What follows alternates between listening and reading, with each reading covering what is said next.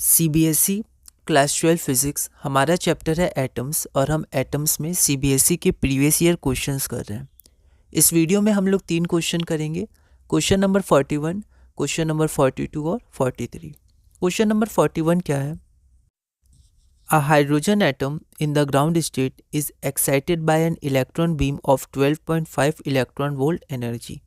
तो एक hydrogen atom ground state मतलब हाइड्रोजन एटम में एक इलेक्ट्रॉन है, वो एक इलेक्ट्रॉन ग्राउंड स्टेट में है और उसको एक्साइट किया गया है by an electron beam of 12.5 electron volt energy. Find out the maximum number of lines emitted by the atom from its excited state. तो वो जिस एक्साइटेड स्टेट पे गया है तो वहाँ से maximum number of spectral line वो कितनी एमिट कर सकता है। ये क्वेश्चन ऑल इंडिया 2019 में 2 मार्क्स का पूछा गया था। एक बार आप इस क्वेश्चन को ट्राई करिए, फिर हम लोग आगे बढ़ते हैं। तो यहाँ पर बेसिकली 2 क्वेश्चन है। सबसे पहले आपको पता करना है कि वो किस एक्साइटेड स्टेट में गया है। उसके बाद उस एक्साइटेड स्टेट से जो मैक्सिमम नंबर स्पेक्ट्रल लाइन्स है, मतलब मैक्सिमम नंबर कब होगा, जब वो ग्राउंड स्टेट पर आया होगा, ठीक है, या ग्राउंड स्टेट पर आएगा तो maximum number of spectral lines emit होंगी, क्योंकि स्पेक्ट्रल लाइन एमिट होती हैं जब आपका हायर ऑर्बिट से लोअर ऑर्बिट, और लोएस्ट ऑर्बिट आपका n=1 होता है। तो उसका फॉर्मूला हमें पता है। तो यहाँ पर हमें 2 क्वेश्चन करना है, इसको हम लोग देखते हैं। तो जो पहला क्वेश्चन है वो हम लोग क्वेश्चन नंबर 26 के सिमिलर है। मतलब यहाँ पर डेल्टा ई क्या है, 12.5 इलेक्ट्रॉन वोल्ट एनर्जी। मतलब उसको एनर्जी कितनी दी गई है, 12.5 इलेक्ट्रॉन वोल्ट। तो वो ग्राउंड स्टेट से जो एक्साइटेड स्टेट होगा उसके बीच का एनर्जी डिफरेंस यही होगा। तो इसको आप कैलकुलेट करिएगा तो n अप्रॉक्सीमेटली इक्वल टू 3 आएगा, क्योंकि -13.6 बाय n² अप्रॉक्सीमेट वैल्यू होती है। ओके, उसके बाद maximum number of spectral lines के लिए n=3 है। तो क्वेश्चन नंबर 37 में ऐसा सिमिलर क्वेश्चन हमने किया है। n= आप 3 पुट कर दिए तो आपका आंसर कितना आ जाएगा, 3 आ जाएगा। ठीक है, तो ऐसे आप इसका लैंग्वेज लिख सकते हैं, है ना, और आगे बढ़ सकते हैं। अगला क्वेश्चन हम लोग देखते हैं, question number 42। Define ionization energy. How would the ionization energy change when electron in hydrogen atom is replaced by a particle of mass 200 times that of the electron but having the same charge। तो सबसे पहले आपको ionization energy को define करना है। उसके बाद ionization energy कैसे चेंज होगी अगर इलेक्ट्रॉन को हम लोग रिप्लेस कर दिए एक पार्टिकल से जिसका चार्ज तो इलेक्ट्रॉन के बराबर ही है E, लेकिन उसका मास 200 टाइम्स हो गया। तो आयनाइजेशन एनर्जी पे क्या डिफरेंस होगा, उस पर क्या चेंज आएगा। ऑल इंडिया 2013 में 2 मार्क्स का क्वेश्चन है। एक बार आप इस क्वेश्चन को ट्राई करिए, फिर हम लोग आगे बढ़ते हैं। यहाँ पर है डिफाइन आयनाइजेशन एनर्जी। तो डेफिनेशन के लिए आप लोग क्वेश्चन नंबर 22 देख सकते हैं, ठीक है, उसमें हमने डेफिनेशन देखी है। अब आयनाइजेशन एनर्जी होता क्या है, तो ग्राउंड स्टेट में कितनी एनर्जी हमें देनी पड़ेगी, ठीक है, ताकि वो फ्री हो जाए, 0 एनर्जी हो जाए। ठीक है, तो यहाँ हम लोग देखते हैं जो टोटल एनर्जी है, टोटल एनर्जी का एक्सप्रेशन E0 H, ये सब फंडामेंटल कांस्टेंट में टोटल एनर्जी, रेडियस, वेलोसिटी के, ये सब एक जगह लिख लीजिएगा।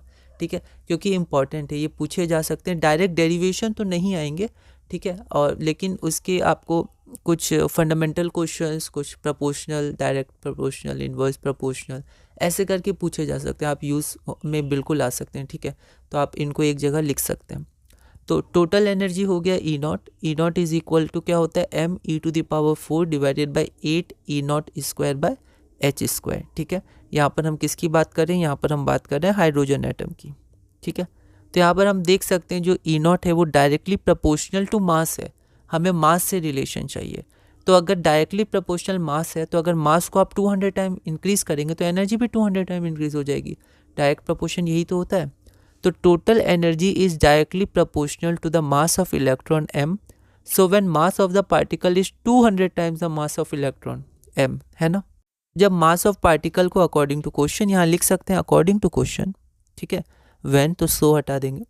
तो according to question when mass of particle is equal to 200 m, therefore total energy या आयनाइजेशन एनर्जी, तो जो हमारा टोटल एनर्जी है या जो आयनाइजेशन एनर्जी है वो भी 200 टाइम्स हो जाएगा। Therefore total energy और ionization energy becomes 200 times the initial value। Initial value मतलब जब पार्टिकल हमारा इलेक्ट्रॉन था, 200 मास वाला पार्टिकल नहीं था। ठीक है, तो 200 टाइम्स इनिशियल वैल्यू हो जाएगी। आप लैंग्वेज अपने हिसाब से मॉडिफाई कर सकते हैं। अगला क्वेश्चन है हमारे पास question number 43। In the ground state of hydrogen atom its Bohr's radius is given as 5.3 into 10⁻⁻11 metre.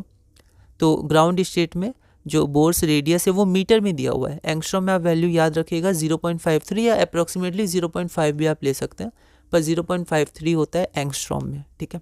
तो उसको R0 या A0 से रिप्रेजेंट करते हैं, पर यहाँ मीटर में दिया है। In the ground state of hydrogen atom its Bohr's radius is given as 5.3 into 10⁻⁻11 meter.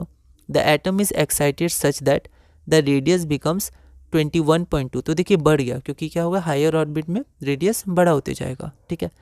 The atom is excited such that the radius becomes 21.2 into 10⁻⁻11 meter. Find क्या करना है, find the value of principal quantum number n। तो जिस state पे वो गया है, जिसका रेडियस आपको ये दिया हुआ है, वो n की वैल्यू आपको फाइंड करनी है। और second, the total energy of the electron in this excited state. तो इस प्रिंसिपल क्वांटम नंबर पे टोटल एनर्जी एटम की क्या होगी, ठीक है। ये क्वेश्चन दिल्ली 2013 में 2 मार्क्स का पूछा गया था। एक बार आप इस क्वेश्चन को ट्राई करिए, फिर हम लोग आगे बढ़ते हैं। तो यहाँ पर हम लोग देखते हैं कि गिवन क्या है, Bohr's radius of first orbit, इसको हम लोग R1 ले सकते हैं, R0 ले सकते हैं, ठीक है। 5.3 इंटू 10⁻⁻11 मीटर।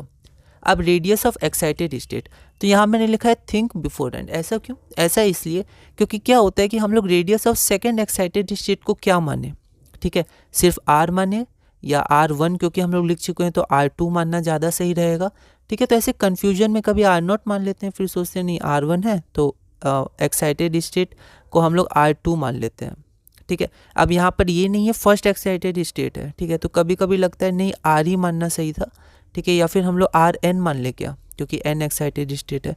तो इसमें कन्फ्यूजन हो सकता है बहुत, ठीक है। तो इसलिए आप पहले मन बना लीजिएगा थोड़ा सा कि आपको क्या मानना है, क्योंकि आपको पता नहीं है। ये R2 मतलब हम लोग ये नहीं मानेंगे कि ये फर्स्ट एक्साइटेड स्टेट है। वैसे R2 का रिप्रेजेंटेशन फर्स्ट एक्साइटेड स्टेट के लिए किया जाता है, क्योंकि फर्स्ट एक्साइटेड स्टेट में हमारा 2 आता है, ठीक है। लेकिन यहाँ पर मैंने 2 से ही रिप्रेजेंट किया है, लेकिन ये रेडियस ऑफ एक्साइटेड स्टेट है, पर मैंने यहाँ पर लिखा नहीं है फर्स्ट एक्साइटेड स्टेट, तो ये अब जनरल वैल्यू हो गई है, ठीक है। तो आप पहले ही देख लीजिएगा आपको क्या मानना है। आप R भी मान सकते हैं, वो ज़्यादा सही रहेगा, पर यहाँ मैंने R2 किया, तो ठीक है R2 से आगे बढ़ते हैं। तो R2 बराबर इतना हो गया, ठीक है। अब N की वैल्यू, अब ये तो हमें पक्का पता है फर्स्ट मतलब फर्स्ट ऑर्बिट है, ठीक है। एक्साइटेड स्टेट नहीं, फर्स्ट उसका ऑर्बिट, तो N इक्वल टू 1 या N1 इक्वल टू 1 हो जाएगा। लेकिन यहाँ हमको पता नहीं, N2 मतलब हम लोग 2 नहीं लिख सकते, क्योंकि यहाँ पर हमें पता नहीं कौन सा स्टेट है। तो यहाँ पर मैंने N जनरल वैल्यू मान ली है। अगर आप चाहें तो ना इसको R से ही करिएगा, ज़्यादा सही लग रहा है, पर R2 भी गलत नहीं है। फाइंड क्या करना है, तो N की वैल्यू फाइंड करना है, प्रिंसिपल क्वांटम नंबर वो स्टेट फाइंड करना है, ठीक है, जिस एक्साइटेड स्टेट पे वो गया है, ठीक है, मतलब जहाँ की रेडियस ये दी हुई है। और फिर हमें टोटल एनर्जी फाइंड करनी है उसी एक्साइटेड स्टेट की, तो En, ठीक है। आगे बढ़ते हैं। तो हमें क्या करना है, यहाँ पर हमें रेशियो निकालना है एक तरह से, बस हमें प्रोपोर्शनैलिटी देखना है। तो किसके बीच में प्रोपोर्शनल रिलेशन देखना है, R और N के बीच में। तो हमें पता है R is directly proportional to N², ठीक है। तो यहाँ पर डायरेक्ट वो कॉन्स्टेंट्स की वैल्यू नहीं आएंगी, डायरेक्ट सिर्फ हमें वेरिएशन का यूज़ करना है। यहाँ पर R directly proportional to N² है, तो इससे हम लिख सकते हैं R1/R2 is equal to N1 का स्क्वायर, क्योंकि स्क्वायर है, डिवाइडेड बाय N2 का स्क्वायर। अब यहाँ पर 4 हमारे पास वेरिएबल है, जिनकी वैल्यूज़ हमें पता है, R1 की पता है, R2 की पता है, R2 की वैल्यू पता है ना, और N1 की पता है, N1 is equal to 1, N2 की नहीं पता है, और N2 हमारा N है, तो पहले N2 को हमने N लिख दिया। बस यहाँ पर एक इक्वेशन एक वेरिएबल, तो हमारे पास आंसर आ जाएगा, N2 N लिख दिया। तो N की वैल्यू कितनी आ जाएगी, N की वैल्यू हमें 2 आ जाएगी, माइनस तो होगा नहीं, ठीक है। तो positive N is equal to 2, तो वो एक्साइटेड स्टेट क्या है, N इज इक्वल टू 2 है, मतलब यहाँ पर सही है, पर फिर भी हम लोग R ले सकते थे। N इज इक्वल टू क्या हो गया, 2, मतलब फर्स्ट एक्साइटेड स्टेट की बात हो रही है। तो the value of the principal quantum number is 2। Now the energy of nth state, अब इसकी एनर्जी निकाल सकते हैं, -13.6 divided by N² electron volt. तो N की जगह हम लोग 2 अगर पुट कर देंगे तो -3.4 इलेक्ट्रॉन वोल्ट हमारा आंसर आ जाएगा। Hence the total energy of the electron is -3.4 electron volt. ये हमारा रिक्वायर्ड आंसर हो गया। लैंग्वेज आप देख सकते हैं ना, मॉडिफिकेशन इक्वेशंस वगैरह के आप कर सकते हैं, ठीक है। तो ये हमारा क्वेश्चन नंबर 43 तक कंप्लीट हुआ। अगली वीडियो में हम लोग क्वेश्चन नंबर 44 से कंटिन्यू करेंगे और धीरे धीरे अपने इस चैप्टर में आगे बढ़ेंगे।